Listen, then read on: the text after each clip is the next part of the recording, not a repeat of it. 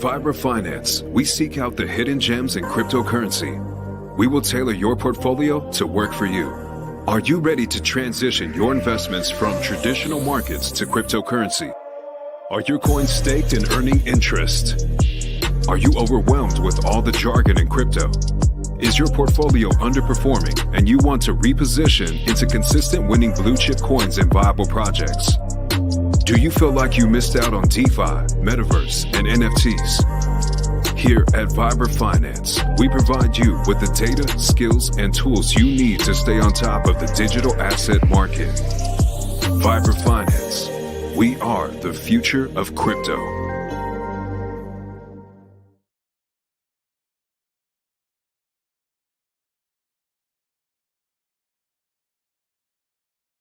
It is nice and raining out here. Stinkeroo, ready for some sunshine. Anyway, as we experience this crypto winter, we'll see a little bit of spring popping up here and there, see a little bit of excitement moving in the market. Also, the market looks a little bit more red.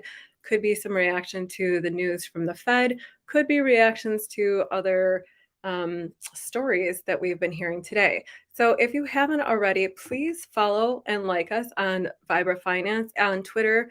It helps to grow our audience, helps get the message out there so that we can continue to onboard new users into the cryptocurrency system safely and securely with confidence going forward that they're picking projects that are winners. That's what we're here for. So let's start with talking about Satoshi era Bitcoin address moves $9.6 million in Bitcoin after 11 years. So dormant activity going on. When old coins are being spent more frequently, it may suggest a conviction to hold the asset. This is often sparked by periods of volatility. However, it shows that the number of coins being held long-term is actually growing at the rate of over 100,000 per month. So the narrative is that Bitcoin is moving. Who is moving it? Where is it going here? They're looking at maybe possibly Satoshi moving these things. If Satoshi is a real person indeed, if he's alive, who knows? He might have just lost the seed phrase. It could just be a Bitcoin holder that stumbled upon their seed phrase in their closet. That's why we keep these things safe. We shall see. Things will unfold. All right, on to Coinbase. Coinbase CEO cites rumors the SEC may ban crypto staking for retail customers. So what does this mean? This means that ETH 2.0 could be a problem. As I mentioned last week on stream, they're starting to kick up their testnet, the Shanghai network, and they're starting to be able to play around with testing staking and unstaking. So if they're being able to test these staking protocols, and there are more staking opportunities available for the retail investors outside of entities such as Coinbase, we have to remember that Coinbase is a corporation. They are a massive player in this industry. So we're looking at these things and people are reading headlines and they might get scared thinking, okay, well, if the SEC is going to start cracking down on staking, does that mean that I should pull my staking out? What needs to happen here? No plays need to be moved yet. These are just rumors. These are rumors. And this is what happens when you have opportunities available to you in the market. They have greater yield returns than those available to you through the traditional banking system. So as we see these staking rewards come in at 3 and 5%, and then you have other opportunities that are coming in larger, of course, they're going to want to call our retail investors down here. It's just competition.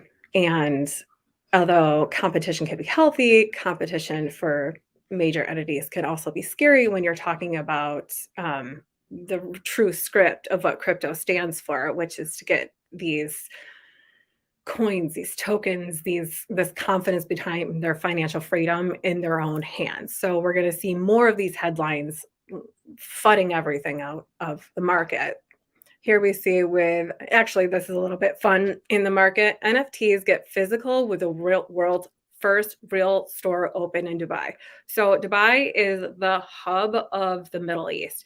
It's the best place to visit when you want to see you want to ski Dubai, you want to visit private zoos. There is money everywhere in Dubai. There are eyes on things that are new. Culture's very rich there. So what are we seeing? We're seeing NFTs getting physical, which is a great way to get physical eyes onto crypto in a way where they're making it relatable to people, which will cause mass adoption.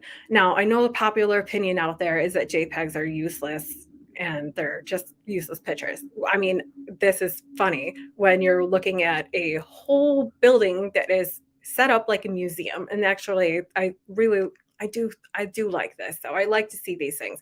I like to see that someone who may not know anything about crypto, may not be interested in crypto at all, can now walk into a museum-like place that's interactive and fun for them. You can hop in this 3D scanner, spin your body around, make your own NFT of yourself, and out you go. They also have the opportunity to take your JPEG and bring it to physical life in the store and then walk it out with you. What a great way to keep spreading more eyes on crypto in a positive manner. Because as we see with most of these headlines that are coming down, sorry, hard to grab my browser from the top there.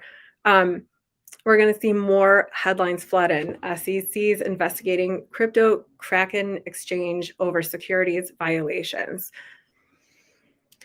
Okay, so this is a headline popping up that isn't the first time the exchange has been facing allegations of wrongdoing from the federal authorities. In November, Kraken agreed to pay the U.S. Treasury Department over $300,000 for apparent violations of sanctions to Iran. In July, the agency opened an investigation into, so go back, and that we're hearing about all this now in the, like this is being brought up in more in the media. And this happened in July. The agency opened an investigation into Kraken for allegedly violating economic sanctions against Iran. The New York Times cited anonymous sources affiliated with this company. So I want to sit with that for just a second. I don't want to stay on it too long, but I think it's important to highlight that right here, anonymous sources. As we're receiving this information from the other side, these sources are able to remain anonymous. Thank you, President Obama, in 2012 for passing the Smith-Munn Act, which protects news media in a way where they can now syndicate public broadcasts, much like Hollywood would. So as we're seeing these things unfold, perhaps pay attention to the narrative across different platforms in your country. What are different stations saying? Are they all saying the same thing? Sometimes that could be from a looped feed. So just throwing it out there. And then, so anybody who questions, okay, and that's true. So as you're getting anonymous sources coming in, anybody who's in opposition to these anonymous sources is getting silenced, they're getting banned, they're getting thrown off these platforms, and they are getting their names dragged through the mud, they're getting their financials torn apart, all for speaking up and pointing out that maybe something just isn't right out there. And here we see that a new FTX documentary to highlight the relationship between SBF and CZ will be coming out. There'll be so many televised events around this showing that this isn't new. CZ, this all started because CZ came out and said, something's not right here. I'm not going through with this deal. Let's take a good look at this. And after he started bringing these things to light in a very public way, people are finding out more about these things on social media, and they're not getting censored as much. They're able to share that and relay this information. Many things came to light that I don't necessarily believe would have come to light so soon had an actor like CZ not stepped up and said, something's not right here. Let's take a look at this. So Binance will be acquired or is approved to acquire Voyager Digital. And so how is this going to affect the crypto market? Well, they're playing games here. CZ's coming in and CZ's playing chess, and he's strategic, and he's planned the moves out, and he's got the game plan ahead around it. And as a Canadian, as a Chinese Canadian, he's doing a lot more for the American public, it seems, than the people or entities that are supposedly supposed to be protecting the retail investors. If by protecting the retail investors, you mean completely squashing them down and flooding them out of this market, that's what we're here for, to educate the public and get them to know, to read between the lines so that they can see that some of these things are just FUD to wash out weak hands. Binance approved this acquisition. And then Alameda turns around and sues Voyager to recover their $445 million lost. And where did I didn't highlight this, so my apologies. The news comes weeks after. Yeah, totally lost my place. Anyway, it like this article just kind of goes through saying that they knew that they were participating in these markets. They were knowing that they were doing something maybe not so on the up and up, but they went ahead with it anyway. So they're trying to figure out how they can recoup their face loss on that one, perhaps.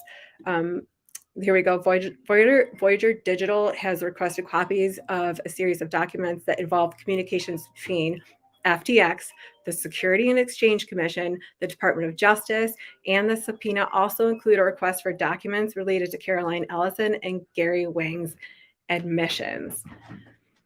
So more things will be brought to light in the coming days. I didn't want to skip over the point on that one, but I really wanted to tie all of these headlines together with letting you know that there are things that are being relayed to you in the media, and then there are ways to pick apart these articles and digest them, break them down for yourself. So I really encourage you to go through the tabs that I showed, pull up these articles, and kind of wrap your own mind away around the way that things are working. There is a narrative in place here. It's hard to speak about it on YouTube because I don't want to get rugged. I kind of like getting up here and getting to say hello and good morning to you guys and put my finger on the pulse of the community. If I could ever talk, it's a little sticky here this morning, apparently. Excuse me. So FTX was going after Voyager's coins. CZ spilled the beans, brought down the scandal, and now Voyager looks like it's going to be playing nice with the U.S. Kraken, as you may know, has applied for and has been testing out moving around CBDCs. So these are not new things. These are just things that are being brought to light so that the educated investor is aware and that the public is not afraid. We'll go from there. So speaking about being in the public, yesterday I had the privilege of sitting in on a dark web digital training and cryptocurrency seminar with Homeland Security investigations. How I found myself there is just one of these things that I happen to do when I'm like, I'm ready. I'm so gung-ho. I'm really passionate about sharing the safe way to get it started with crypto and learning the process of holding your own keys so that you're holding your own crypto so that you're never handing over custody to somebody else. As we start to see more clarity with the SEC, you see headlines popping up about staking regulations coming in, and more definition will be put to that. But as I really laid out yesterday, those guidelines are already in place. It's just a matter of when they will kick in. And privacy is absolutely an issue for the consumer, and privacy on their end looks to the narrative is very much there are good guys and there are bad guys in crypto. And they took a look and they showed us all the Bitcoin maps. They actually should I be spilling these secrets? I mean, it was a public event, so I feel like it's fair game. But they also actually pulled up like a heat map of Bitcoin ATMs and then encouraged the members in the audience to perhaps set up surveillance at the Bitcoin ATMs to intercept the bad guys. So it's just interesting to see the narrative that plays out on both sides of these things. And I was actually really surprised and very delighted to hear the message coming across that not everyone's scared of crypto on the regulatory legal side of it. There's actually a lot of bullish energy behind it. They're just waiting for more clarity. They're really waiting for more safety to come in the market. And so when the instructor had said to the class to just go ahead and download MetaMask on your phone and play around with it, I was like, do I stand up and say, no, sir, that's not right? I don't really feel like that was my place at the time, but I did address it with him. So going forward in his seminars, he will now know to not put his lambs to slaughter by asking them to download MetaMask on their mobile. Not so safe. Also, it was really awesome to get my finger on the pulse of the community and figure out who was talking about crypto. What are they talking about? What are the conversations around like? And a lot of them are like this. I don't know where to get started, but I'm really excited. So I very gladly show them what I'm sharing with you here, which is a workbook that we at Vibra Finance put together. It's Getting Started with Crypto, 8 Easy Steps to Success. I didn't make that title up lightly, and it didn't get approved from my boss lightly either. It truly is the most simple way to break down getting into cryptocurrency safely. We walk you right through owning and maintaining your cold storage wallet, moving your coins onto your cold storage wallet so that you're continuing to custody them. Actually, I have a Ledger Nano X, brand new from the manufacturer, right in the box, still sealed. I have been so excited to give that away. We need to reach 1,000 subs. I got to get this message out there. I got to get more women into crypto. I have to get more ladies into Hex. We have so much to do. There's early days. There's so many plays being made. We're getting this ready. So anyway, please head on down to our website, www.vibrafinance.com. Download yourself a free copy of this book while free copies are still available. All I ask for in return is your honest and thoughtful feedback so that I can continue to help onboard new users into cryptocurrency safely so that they're not downloading MetaMask onto their phone and getting wrecked and then blaming everybody else because they don't have the education behind it. I got you. We are your resource. That's what Vibra Finance is here for. We are here to walk you through the process of safely owning and maintaining your crypto so that when you feel that confidence behind you, you can get out there and participate in the market and not get scared about headlines that say that SEC is cracking down on staking, because there are other protocols out there that will allow you to do so. And we are happy to show you where. So without any more from me, I'm really excited to announce that Adam, Torin, and a special guest, Facing Reality, will be on right after I get off. So around 10:30, I believe. Stay tuned. Don't go far. Get a drink or a snack. Come on back to Vibra Finance live stream. Thank you all so much for being here in chat. Good to see you. See you next Thursday. And if I could find my end broadcast button, I'd hit it. Bye.